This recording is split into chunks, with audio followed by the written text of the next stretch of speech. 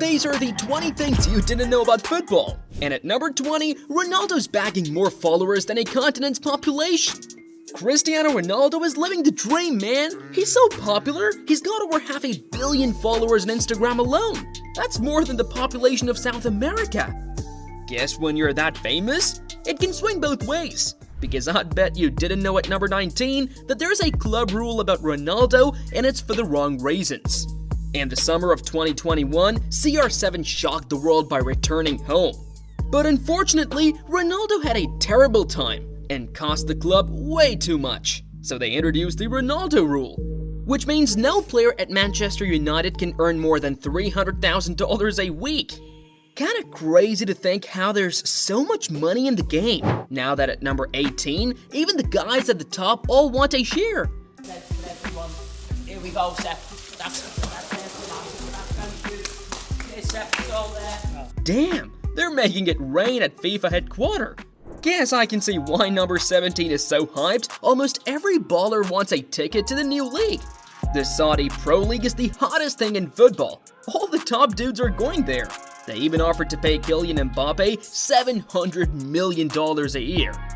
But even with the staggering salary, Mbappe still won't have been the richest footballer on the planet. Because this dude at number 16 is worth billions. Not Messi, not Ronaldo, not Neymar. The richest baller on the planet is this guy, Faik Balkia. He came from Southampton's youth academy, signed with Leicester in 2016. Now, just to give you some context, Messi is second on the list with an estimated $600 million, but Faik is first with a $20 billion net worth. How? Because he's the nephew of Hassan al-Balki, the Sultan of Brunei. Faik's wealth comes from his family, but despite having all that money, there's one award he'll never be able to buy. Because this award at number 15 is so exclusive, there's been only one winner in history, the Super Ballon d'Or. The only person to win it in history is Alfredo Di Stefano back in 1989, and ever since then, no one's been able to take it, not even Messi. Crazy, right? And I saved the craziest ones for the top 5, but first, let's talk about number 14. For years, FIFA used to be the video game that dominated everywhere, but on the inside, a storm was coming. EA, the makers of the game, wanted to introduce a couple of new game features to make it even better, but FIFA didn't allow it. So last year, after FIFA 23, they decided to split, and the new video game, it will blow your mind. The features and career mod here look insane. EA is set to make a fortune out of this one, but I don't think anything can top the time this kid made at number 13, just from getting kicked in the butt. Clearly Hazard wanted to get the ball back. Ball boy went to get it. He was just in the process of picking it up. And then Hazard try and kick the ball out of his hand. In 2013, Eden Hazard was making the headlines for the wrong reasons after getting caught kicking a ball boy. See, right after the incident, the kid Charlie Morgan started blowing up online. He used his new fame to promote his drink, and pretty soon, it became a $48 million hit. Charlie quit football to focus on his business, probably because it pays him more. But drink companies ain't giving cars for free like this club in number 12. Real Madrid is the biggest franchise in football for a reason. They've got multiple car deals with companies like Audi and BMW that have players pulling up in rides like this. Neat. And the best part is, for players and staff of the club, it's all free. The game is all show and tell now, but some things are simply not allowed. Because at number 11, there's a bunch of banned equipment in football. From Gucci headbands to wearing all black kits, this stuff is no-no in the game.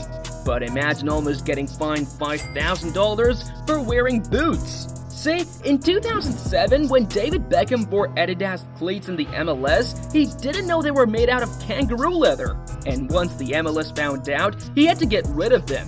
Or else, he'd be coughing up hefty fines. But now guys, it's the top 10 stuff. So you know, I gotta up the list from here, and at number 10 it's all about the coolest side gig in football. Becoming a freaking mascot sounds weird, but here's the deal. These dudes make between $300,000 to $500,000 a year. And that's because they're part of the club, keeping fans entertained. Plus, they get a ton of fan love too, but that's nothing compared to number 9, when a couple of fans became so obsessed with a player, they turned him into a god. Literally! Back in the day, Diego Maradona was a sensation, but for some fans, it was even more. He was a god. Back in his native Argentina, fans were so in love with Maradona that they started worshipping images of him in their houses. Not going to lie, but that one looks creepy. Really creepy. But speaking of religion, at number 8 in London, there's a curse so big, it's ruined the careers of some of the biggest strikers in the world. The Chelsea number 9 curse. For years, every striker that's worn the number 9 at the club has ended up becoming a flop. I mean, look at this. Even Lukaku too.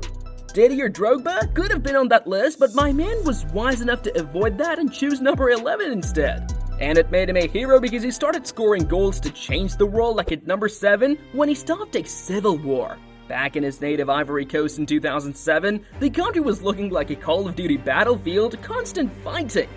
But the thing is, Drogba and his national teammates had a big game coming up.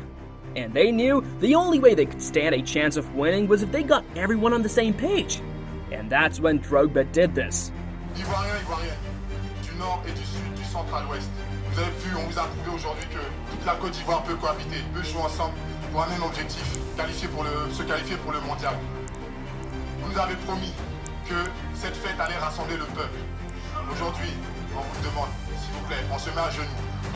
Pardonnez. Pardonnez. Le seul pays de l'Afrique qui a toutes ses richesses ne peut pas sombrer dans la guerre comme ça. S'il vous plaît, déposez tous les armes. Faites les élections, organisez les élections. Et tout ira mieux. On veut s'amuser. Worked like a charm too, because the fighting stopped and pretty soon, the war was over. I wish I could say the same about number 6 because at the World Cup in Qatar, it never stopped. And instead, thousands of people had to die. Coming into the 2022 World Cup in Qatar, the expectations were high, but behind the scenes, something dark was going on. Because of the number of expected visitors at the tournament, the Qatari government had to build new stadiums, hotels, and arenas. But the workers doing all these heavy yards were suffering because of it. Over 6,000 people died just so they could host the game. That's a shame. And now, it's time for the top 5. I wonder if the Qatari government knows they did all that just for a fake trophy. I know you're wondering how, so I'll explain this one real quick. At every World Cup, the team that gets to win it takes loads of pictures with the trophy. But when no one is looking, they swap the original one on the plane and give them a fake replica. The reason is because one time in 1970, the original trophy got stolen in Brazil. And we're speaking about $20 million. FIFA can't afford to make new trophies every year, so instead, they have some random guy produce a cheap knockoff. Okay, let me get this straight. First, Qatar had over 6,000 people killed because of a fake cup. Then now, at number 4, they spent a world record amount because of it. Remember when I said these Qatari guys had to create new stadiums and arenas? Well, they took spending to a whole new level. The estimated cost of preparing for the tournament was a whopping $220 billion. That's close to 100 times what they spent in 2010. So guys, deep down, Qatar had a dark plan they'd be hiding for years. They wanted to become the new face of football and have all the major tournaments played in their country. So they decided to go heavy on the spending and maxed out that credit card. Now, you'd be probably wondering what they spent that kind of money on. And that's how we're getting into the top 3. Futuristic balls! Okay, that sounded weird in my head, but it's true. At the 2022 World Cup, they came up with a new set of balls that would blow your mind. These balls have robotic chips in them that help referees and stat guys record data 500 times quicker. In Portugal's group stage game versus Uruguay, Ronaldo tried to steal a goal off his teammate Bruno Fernandes, but the ball helped the refs catch him. And that's when they realized Ronaldo never made contact with ball cops. The game's changing, man, and at number 2, even robots are now involved in the sport. Imagine a robot sending you off in a game. Can't even beg for an explanation, man. They literally have no feelings. With all this new tech going on, I don't know how this one can end well. If I'm being honest, I think this one might end up causing fights as big as number 1 on the list, when football turned ugly. Marseille versus Nice in the French League 1, and there was nothing nice about it. The game was threatening to get ugly, but the ref managed to keep it in check, until Dimitri Payet went over to take a corner and the game exploded. The chaos was so crazy, the police had to get involved. The players had to run for their lives in tunnels, and the match was abandoned. It was a dark and sad day for football. And if you want to come to the bright side, so leave a like and subscribe to the channel so you don't miss any future content.